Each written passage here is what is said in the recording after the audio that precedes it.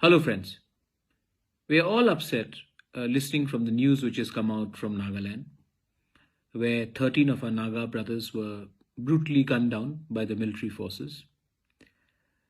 And I know that we are emotional, we are upset, but there is something else that the whole of Northeast should stand for. A law on the 11th of September 1958 was enacted, which is our 9/11, frankly, called AFSPA. AFSPA has failed miserably in the last 63 years. It has done nothing but further alienate the people of Northeast, whether it's Mizoram, Meghalaya, Tripura, Arunachal, Assam, everywhere. I mean, we've felt a sense of alienation. Women have been raped, people have been killed in judicial investigations.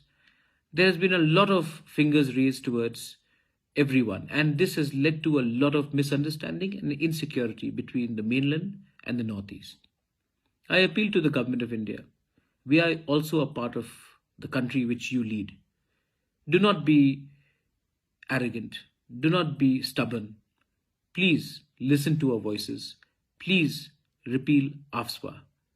You have repealed the farmers' bill because of constant pressure of the farmers on the borders of Delhi. You have not repealed CAA because we do not have the power or the perseverance to reach Delhi to make you uncomfortable, or we don't even have the seats in the Lok Sabha or the Rajya Sabha.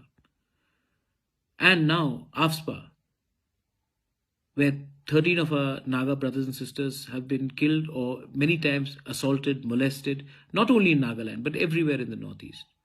The government of India should have a heart and think about the people of Northeast. We are an integral part of the country, not a strategic part. So I appeal to the government of India.